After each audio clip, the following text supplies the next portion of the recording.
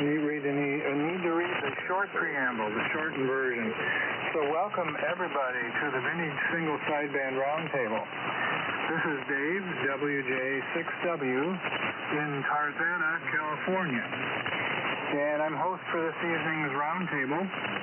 Tonight the station I'm using is a KWM2, and I have a 75S3B for me to listen to tune off frequency if needed, secondary receiver, and a 30L1 microphone, 30L1 linear amplifier, and that's feeding an inverted V of about 65 feet. Okay, we meet each Tuesday evening at or near 3895 kilohertz. All of us should be using equipment that was manufactured before 1981 or home-built equipment with equivalent technology. First-timers may, however, use modern equipment. So does anyone have any announcements related to the vintage single sideband radios?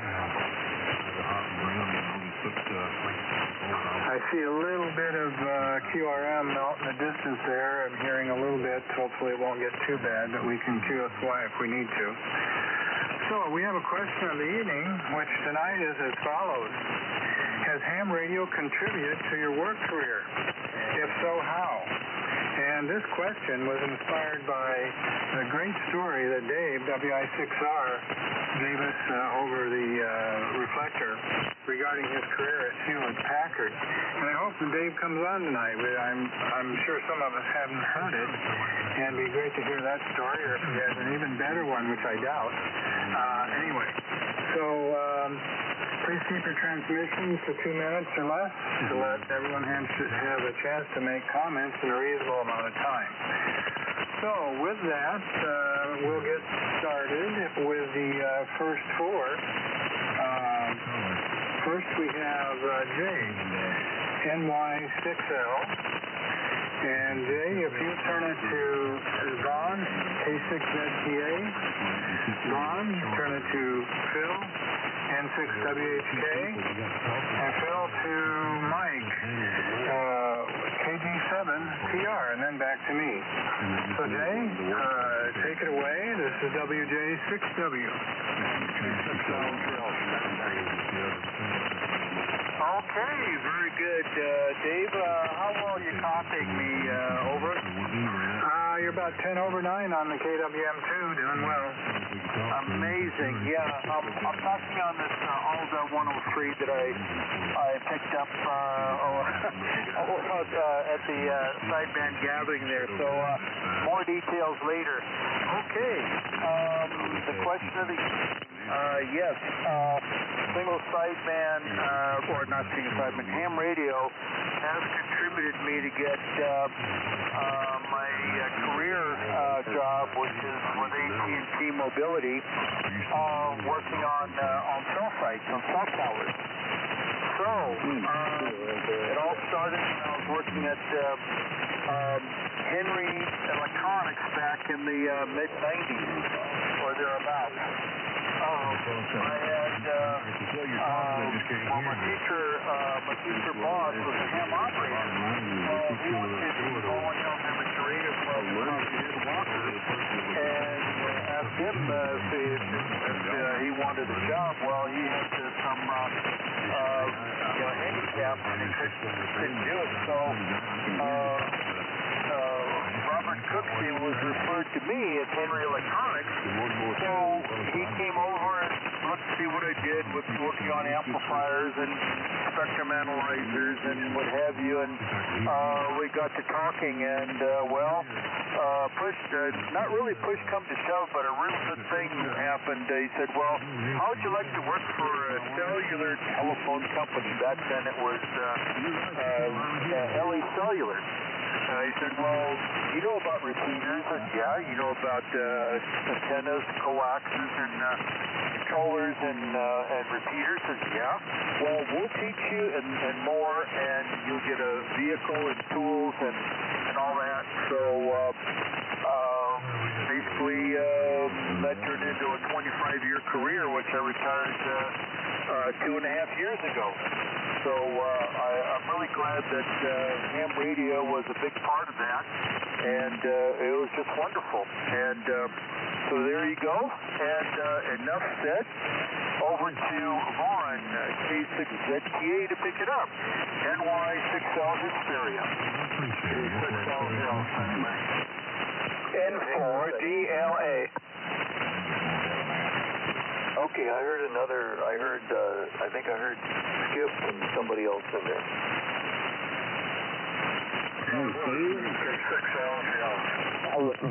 November 4, Delta, Lima, Alpha. Okay, yeah, it was Matthew. At any rate,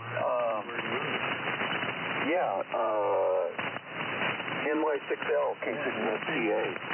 Yeah, my rig tonight is the usual 100V, and I'm driving the SB220 up to an inverted V at 55 feet, and the microphone is at a 10D.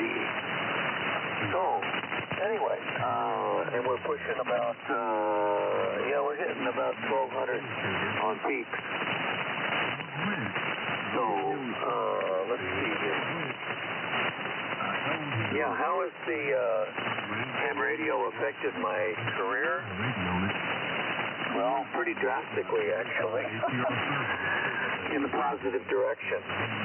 Yeah, I got my license when I was in junior high, and I became fascinated with antennas, and of course with communications in general, and then I got my license, when I was in junior high, and then I went on and went to school and studied and went to grad school with communications and basically antennas and electromagnetics, and and then I ended up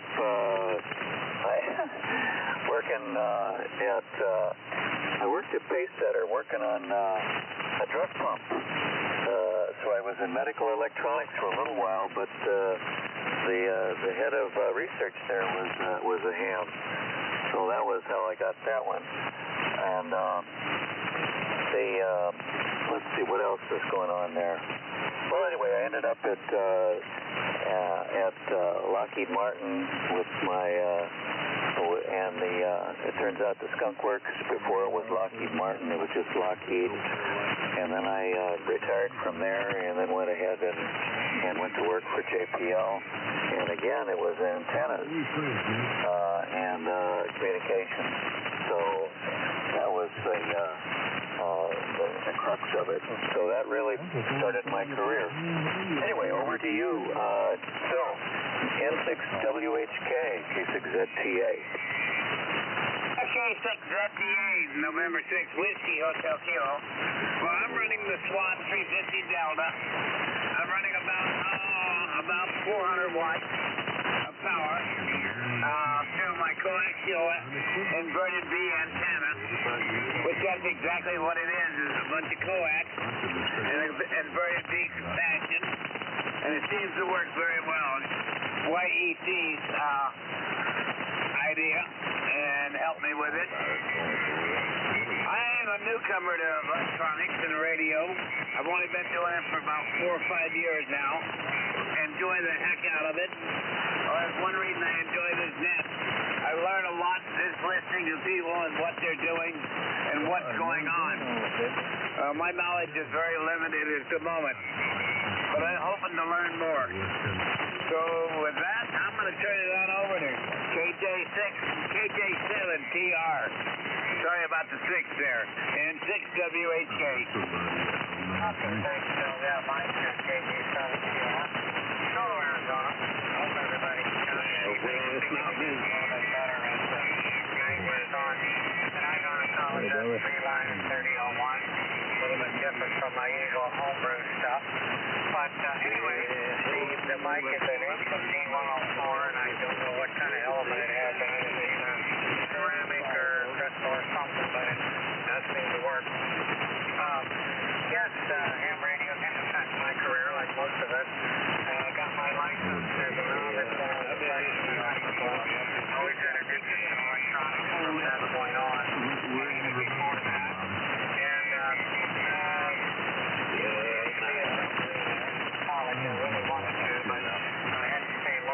got a degree in physics instead.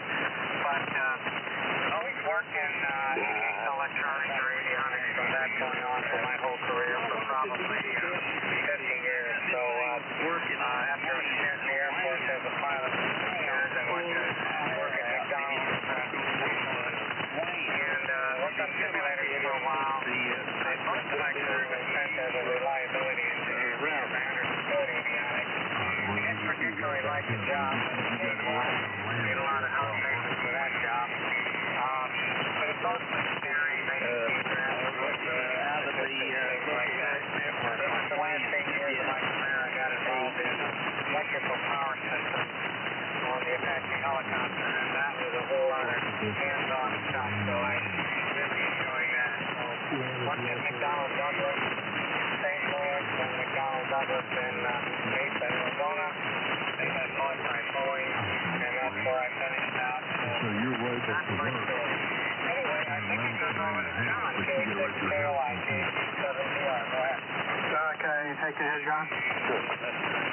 Yeah, okay, very good. John, you'll be next in the next 4. So very good. Well, everyone has a good story so far, and very interesting. Mike, what a shock to hear you on a commercially made radio. Sounds okay, yes, fine, but surprised here. But good to hear you in here. Okay, let's see. Before we go on, let's see if we have any more to add to the list. Come now with your check-in. Put me on the list, please. K6LGL. Okay, skip K6LGL down in the mud there a little bit. And then, anyone else? November 4, Delta, Lima, Alpha. Is that N6DLA? I think I have that right. Anyone else who wants to get on the list? Yeah, it was Matthew, N4DLA.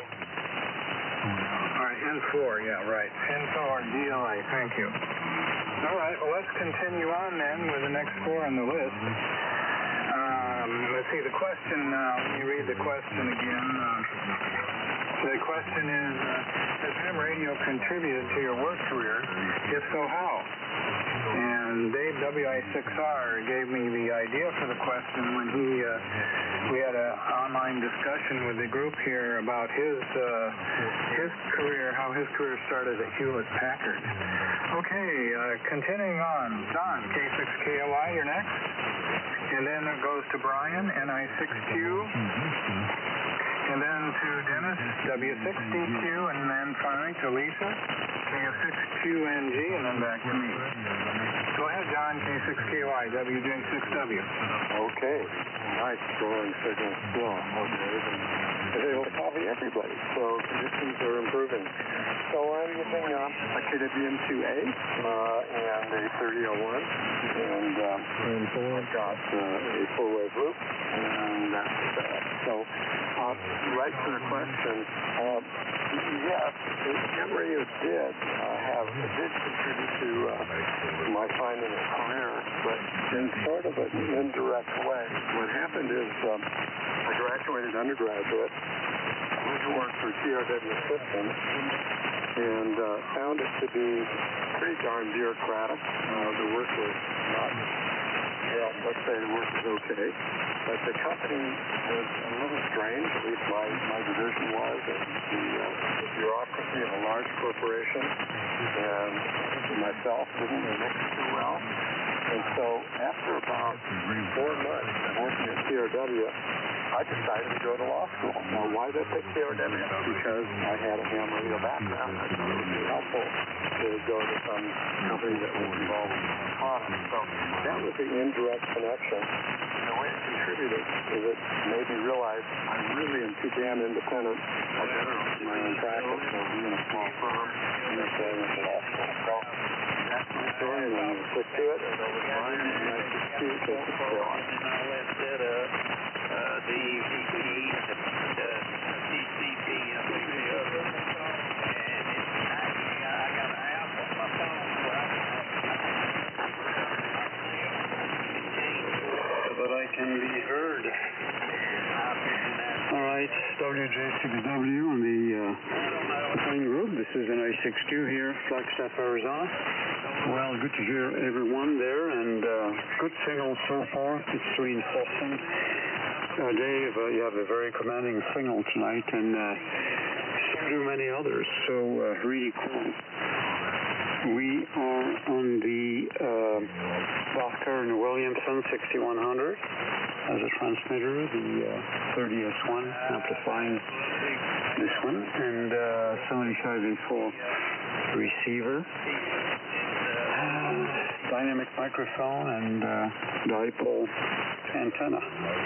So there we go. I understand everybody had a great time at Mike's K6 which is kind of very cool. And sorry I couldn't be there. That's the way it is. To the question, yes, amateur radio did actually help all throughout my professional, whereabouts, I should say, but also in the private matter, where I, being, in various groups like that, I met some very nice XYLs, part of the group, and they were part of my life for a number of them. Well, not that many, come on. But afterwards. So, good meet, good social group. It goes back quite a while for me, like many of us here on board this particular roundtable here. And it's interesting because in the later years, I should say, when I started working here in the U.S., when we came here 25 years ago, I got hired by my boss, Ed Simeon, who, at my contact, became K6EGS. So it was really the other way around on that particular occasion there.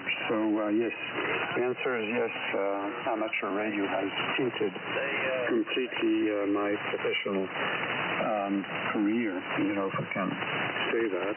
But also, I would say the social side and the private side as well.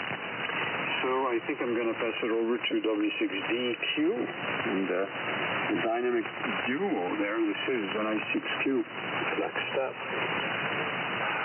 Okay, Brian, very good. An I6Q and a vintage single sideband roundtable, W6DQ, Dennis here in Inyo Kern. And it was a beautiful day today, and yes, signals are great tonight. Brian, you're just pounding in here. You sound great.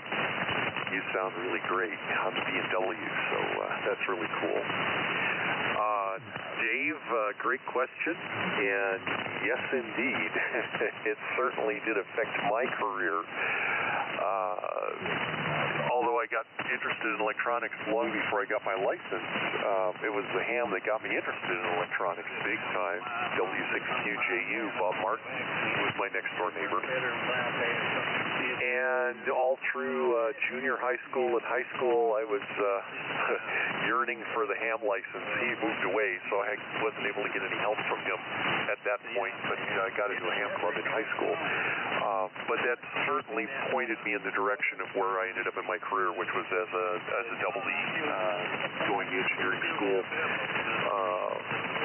with emphasis on, interestingly enough, on power systems. And what's funny is after, let's see, how many years? Let's see, I graduated in 74, and almost, I can't even think. I can't think straight.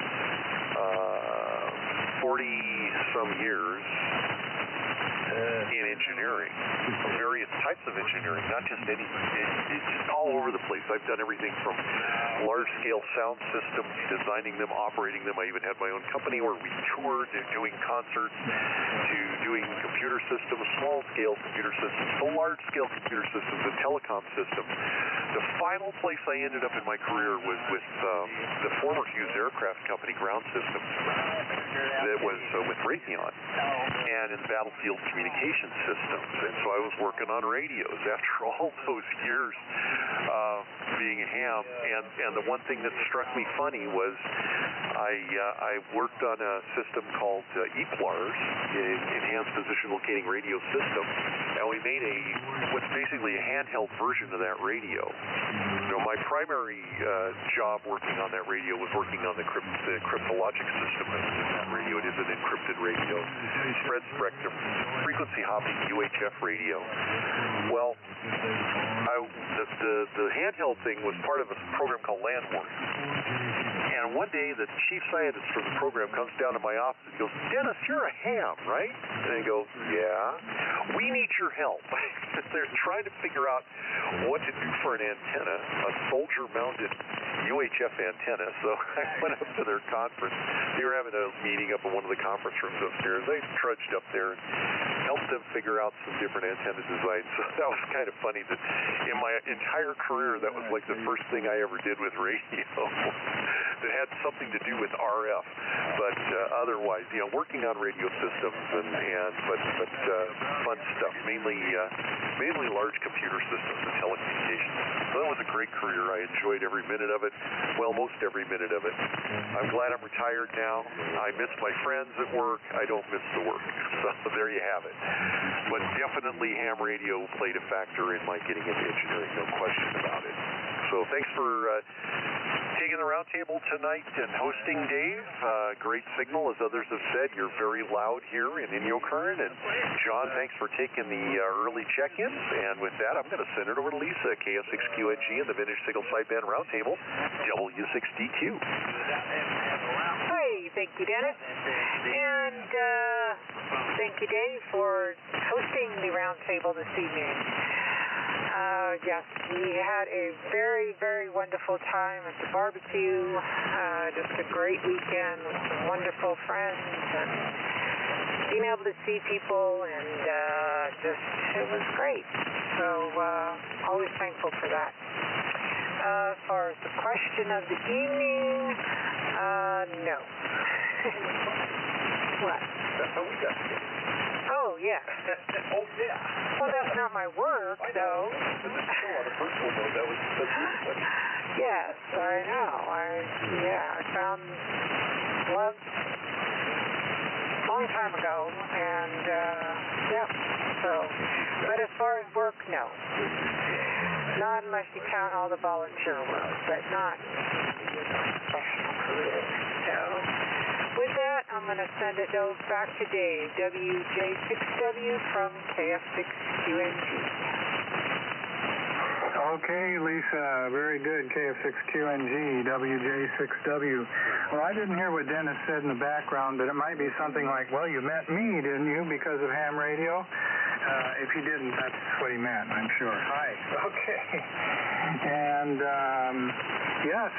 some good, interesting information. John, your indirect association with ham radio in your career is very interesting. Mine's kind of mine's indirect, but not in the same way. I guess when I was a kid, we had one of the floor model radios, Zenith or something or other, and it had the shortwave bands on it. So after I was exploring the shortwave bands, and it got me interested in radio, and I imagine I heard some at least AM hams on the bands. I think it covered 160, that radio at least. But anyway, I did get interested in radio, and I went to visit the local radio station in our area, and then I was hooked on broadcasting. So I can't say it was really ham radio that got me interested in it, but shortwave radio and radio in general. Then my career developed, and I got into television, and then in the late 90s, I was assigned working for CBS, and I worked on the Winter Olympics in Japan. And I thought it might be good to have a shortwave radio when I'm in Japan and to hear something at least in English. So I took a shortwave radio, and And when I got back, I started listening to the ham bands, and then it intrigued me. So I guess my career influenced me to get into ham radio. So after that, I did in the late 90s. I got my license and started listening on these frequencies here on 80 meters. So that's my story. All right, let's see. Do we have any more check-ins for the Vintage Sideband Roundtable? Come now.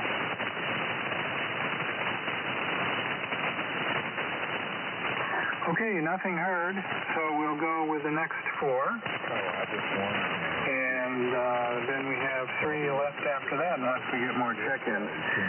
So, next we have W6TOM, Tom. Tom, if you turn it to Bob, WA9JIB. And then Bob, turn it to Max, KJ6HN. And Max, turn it to Ron, K2RP. And then Ron back to me. W6TOM, WJ6W. WJ6W, W6TOM here. Good evening, everybody. Conditions up here are challenging. My receiver in my Omni D 10-Tech is not adequate to the task, so I'm on modern equipment or I wouldn't be able to hear anybody.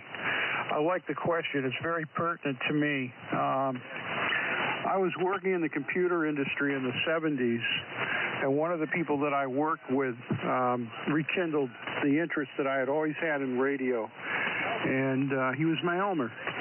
I got my license in 1983, and I was so interested in it, I took a communications program through one of the junior colleges here, got my FCC license, commercial license.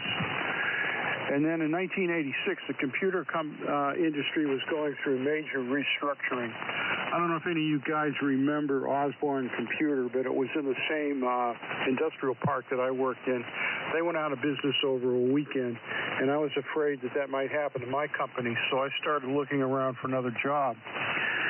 And in early 1986, in the course of less than a week, I met two individuals through my amateur radio interest that worked for the local utility company communications department. Each of them suggested I put my resume in, one of whom lived a couple of miles from here. I actually went over to his house, and he told me to send him my resume, and a few months later they hired me.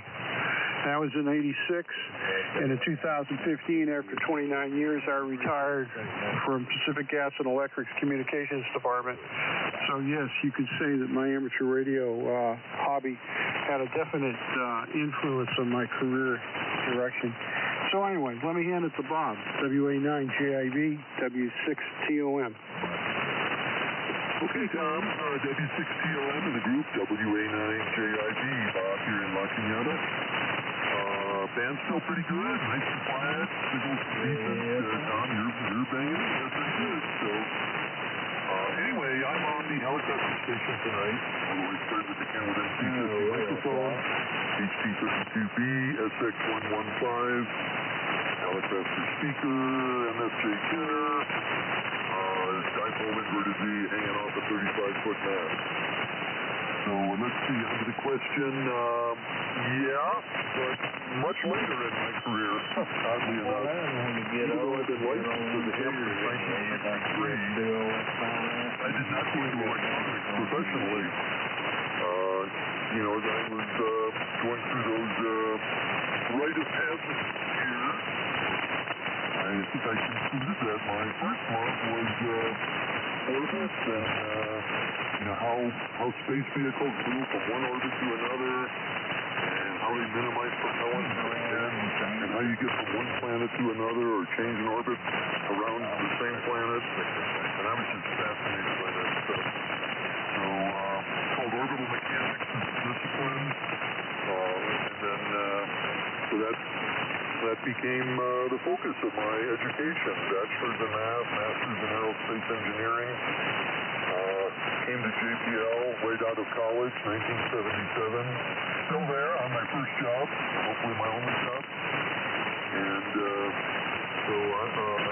then another aspect of physics became deep space navigation, where I wound up being the trajectory and maneuver design engineer on the Voyager mission. So had just incredible experiences doing that, exploring the solar system, which was my dream as a kid.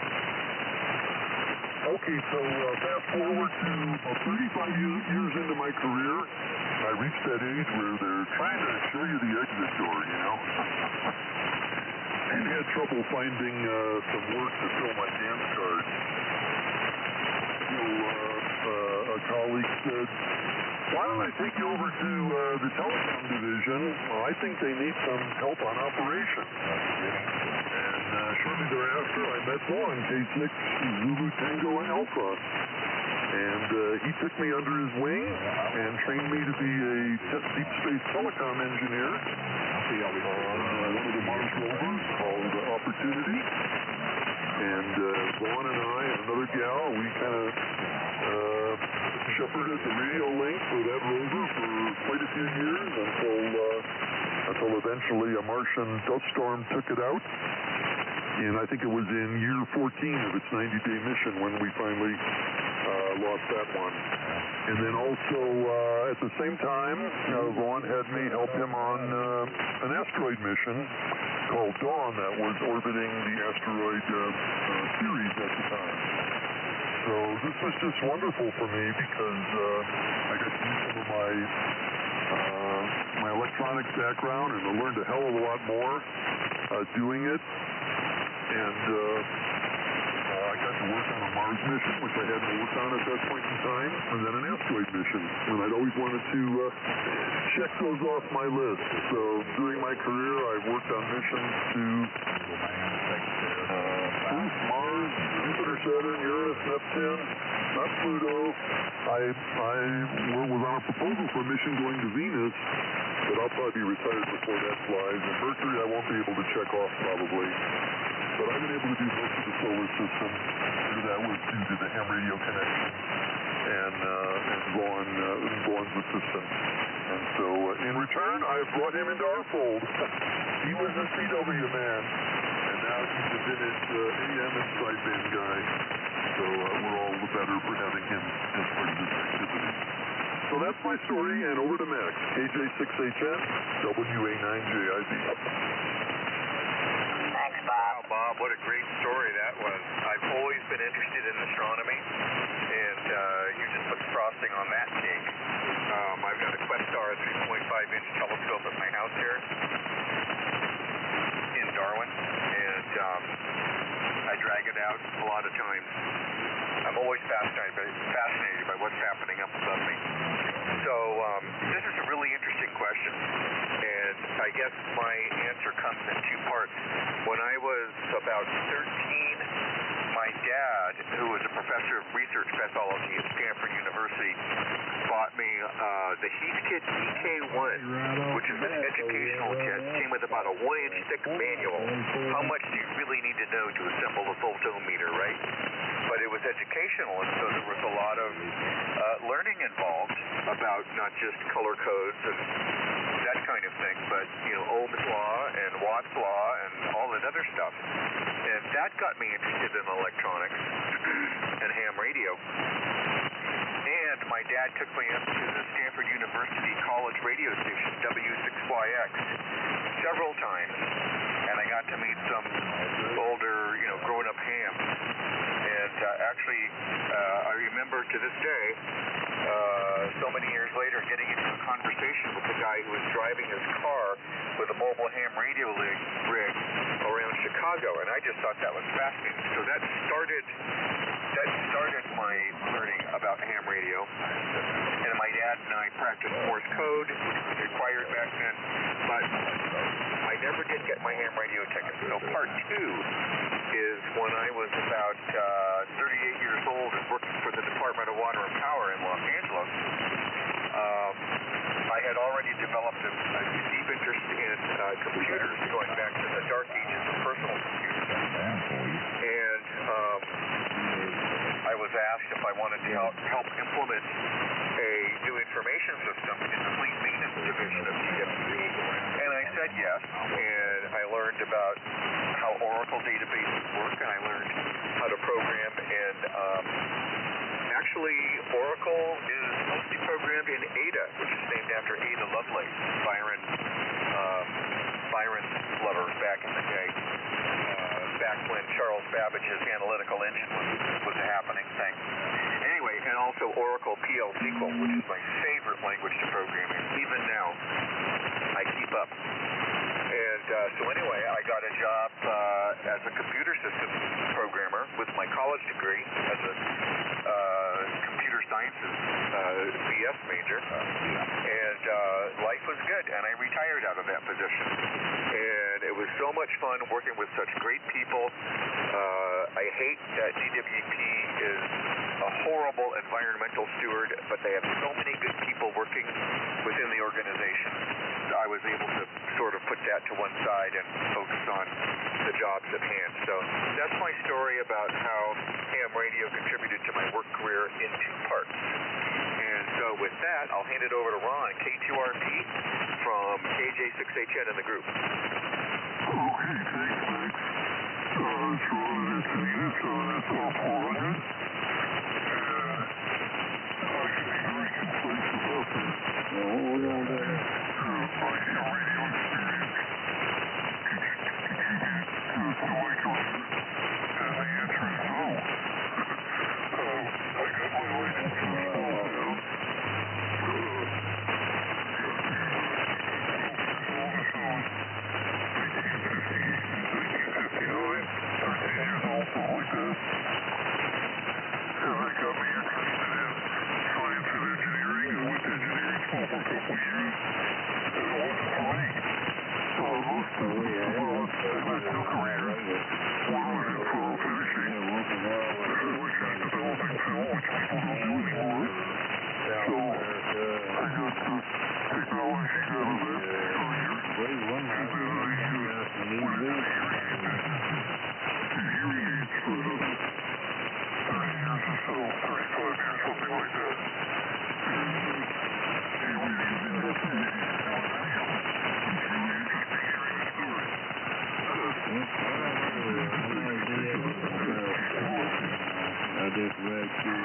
Okay, Ron, K2RP, and the rest of the group, WJ6W. Well, I'm learning more about all of us here that I didn't know. Some things about you, Ron, that your career was actually in photo finishing and hearing aids, and very interesting. Bob and Vaughn have worked together in their careers and helped each other back and forth with ham radio and their careers. And Tom, because of the failure of Osborne, which I remember that computer, that was the thing for a while anyway. Very hot computer, I believe. So anyway, Ham's helped you get into your longer-term career and so on. So very good information from everybody. A very enjoyable evening so far. So let me make one more check for any latecomers for the Vintage Sideband Roundtable. Come now. Kilo India 7, Whiskey, Quebec Hotel. Okay, Whiskey, Quebec Hotel. Could you give me your prefix again? Something Whiskey, Quebec Hotel. What's the prefix? It's Kilo India 7, Kilo India 7, Whiskey, Quebec Hotel, CI7WQH. Okay, and what's your name? My name here is Steve. I'm in Salome, Arizona. Okay, I think you've checked in before. I just not that familiar with the call yet. Anyone else who wants to get on the list come now? Okay, I think that's it. We have 4 left. And it's very appreciative of the signal reports tonight. I don't know what I'm doing right, but it's something, I guess. So we're getting out well, and conditions aren't too bad. Okay, the last 4 on the list, and let me read the question again for Steve or anyone else who hasn't heard it. Has ham radio contributed to your work career? If so, how? Okay, so let's send it to Frank, K6FEW. And then Frank, send it to Skip, K6LGL. Skip up to Matthew, N4DLA.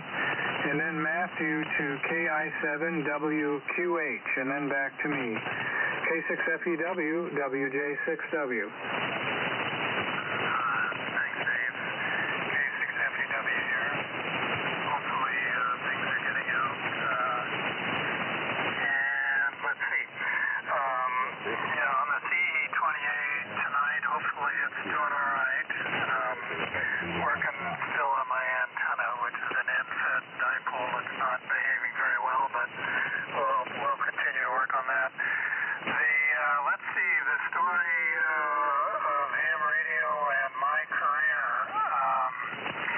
It's interesting. I got hypnotized by vacuum tubes very early and went on all the way to get a degree in engineering, and then went out and after I got out of the service, I went into bean counting and finance, and so the big plus I got out of ham radio and double E was that everybody in finance thought I knew a lot more about technology in these little early stage companies, and everybody who was an engineer thought I knew a lot more about finance than I did.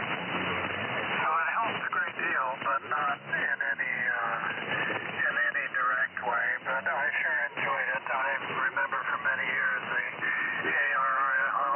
ARRL handbook was my steady companion back in the early 1950s.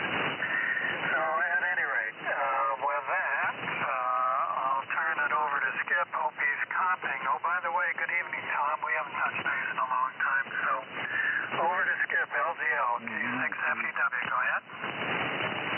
Okay, thank you very much. K7FEW and the Vintage Sideband Roundtable Group. Good evening from Skip in Santa Monica, K6LGL. Okay, interesting question. How amateur radio led to other different things. So first of all, got interested in amateur radio probably around 1950, 52, somewhere there. By 1955, I had a novice license. By 56, they had an extended 5-year license. I went to work for Douglas Aircraft first doing assembly work, and within about a year and a half, got interested in working in a commercial ticket and ended up as a member of the flight crew, which had to take all the navigation, communication, radar, and all the equipment on board, checkouts while on a brand new plane. And this is the commercial aviation. And that I got into that because amateur radio led to a commercial. And then the commercial, being in the aircraft business, I decided I'm going to study, engineering and then specialize in aerospace. And that led to interest in inertial navigation, secure communication system, early development of the GPS system on that, and then a variety of other things, including flight control systems. So one thing contributed to amateur radio really helped my career, and retired from the aerospace industry in the previous century, took an early retirement. Interesting story. Okay, I hope that Matthew can copy me there. If not, Dave, maybe you could relay for me. Thank you for doing the net, and John for doing the earlies. So, over to M4DLA, and the interesting group here on the Vintage Sideband Roundtable, K6 Little Green Light. Okay. Thanks, Skip. K6LGL. This is Matthew, N4DLA, in Orinda, California, about 15 miles east of San Francisco, running a Atlas 210X, Shure 444 microphone, about 100 watts, straight feeding a 75-meter dipole sloping down from 60 feet. And I got my license when I was 15 years old, my novice, and I upgraded to technician when I was 16 and general when I was 17. Haven't upgraded since. So I was in high school, went into the public safety and intelligence field after graduate school, and had some interesting amateur or more radio related rather than amateur radio related. One place where I worked, this was during the Rodney King riots in Los Angeles. I was working in Palo Alto, and I get a phone call from Washington, D.C., and it's somebody who evidently knew me. I didn't know who they were, and they said, hey, you know, there's this riot down in Los Angeles, and we're worried the employees can't get to the federal workplace that they're at, so we want to know what's going on. Is there any way you can, you know, hook us up with the police radio transmissions? I'm like, sure. So I called the facility down there and said, hey, do you have a police scanner? I said, oh, yeah, it's real, a lot of action going on. I said, look, we'll call this guy in Washington and just put just leave your phone in front of the scanner so they can listen back there, you know, within eye shot of the Capitol dome. So that was pre-internet FTS, Federal Telephone Service, getting radio to the back east.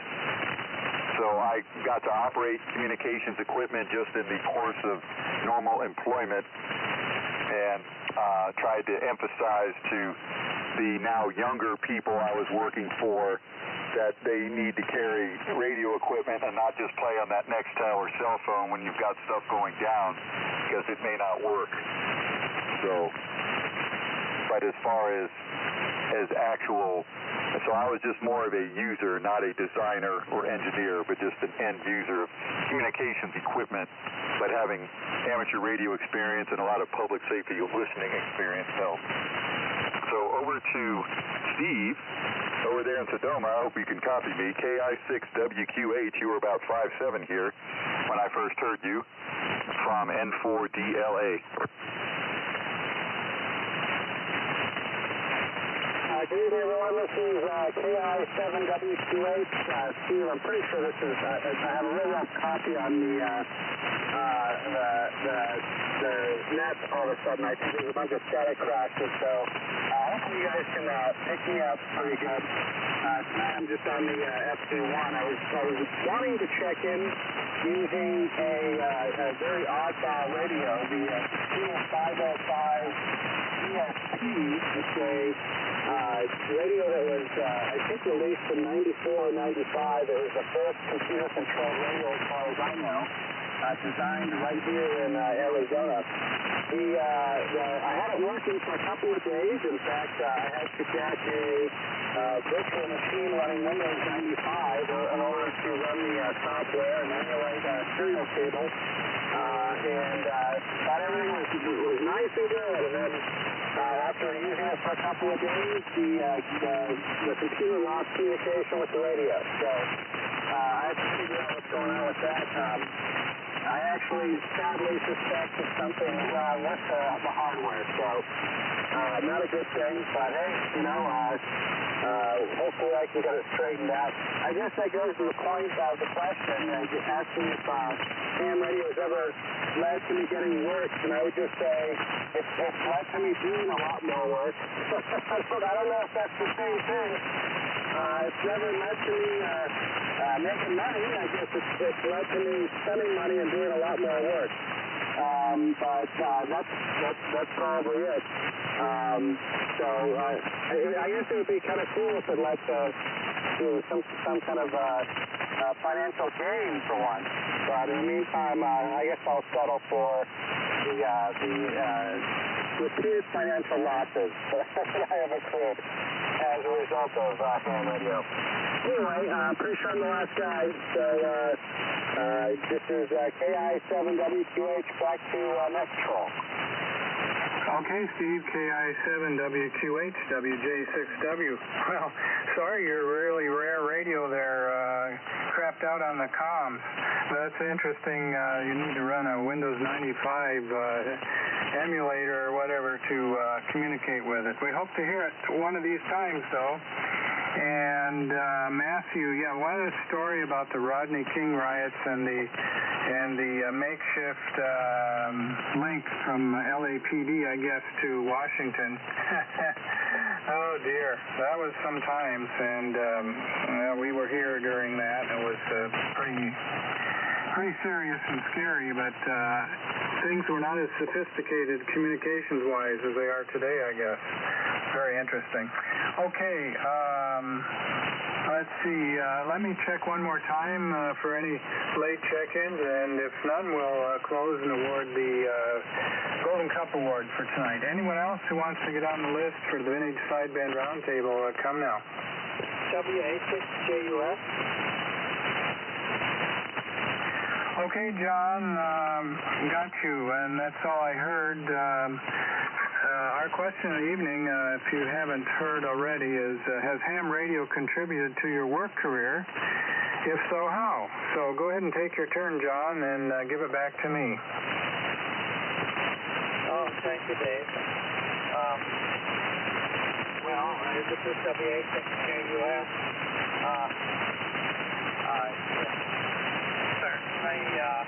I mentioned an early age. I loved radio.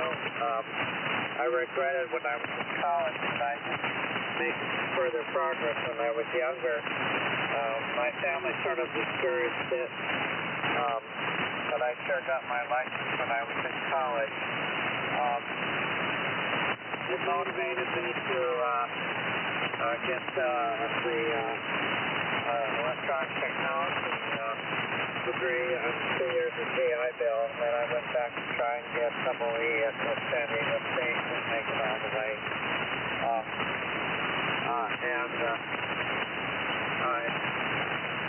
I've always admired the great ones, and certainly with Mr. Gaiman, presenting Babu, I had the chance to work with him. He was like being with Thomas Edison, I suppose.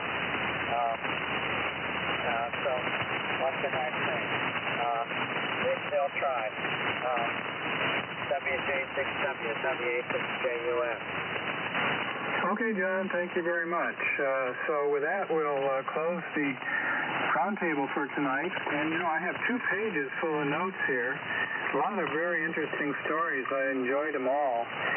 But, what stood out to me was the intersection of Bob, WA9JIB, and Vaughn, K6ZTA, both folks on our Vintage Sideband roundtable here, and how they interacted and helped each other at work and with ham radio.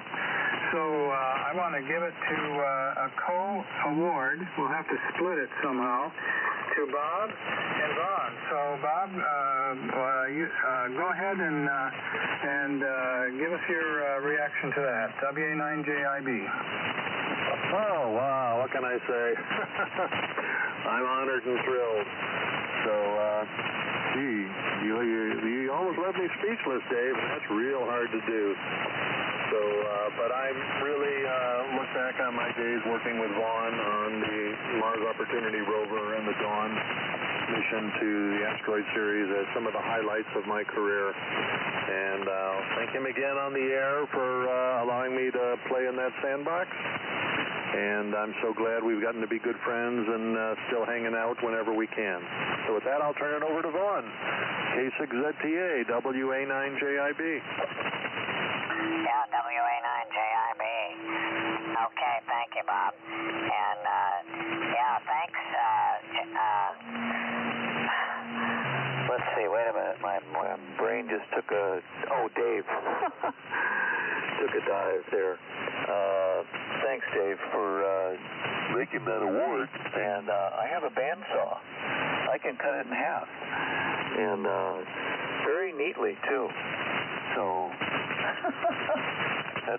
that's great. We'll each have half of it. Thank you, Dave. Go ahead. K6, WJ6W, K6ZTA. Okay, Vaughn, will be over shortly, and we can cut the thing in half and send it off to send half of it off to Bob. Well, I just think that was a great story, how you became friends and in a great career for both of you at JPL, and then joined us here both on our roundtable, members of the Vintage Sideband group. So that's great. So with that, we'll close the Vintage Sideband Roundtable for tonight, and I'll say 73s from Tarzana. This is WJ6W. Good night.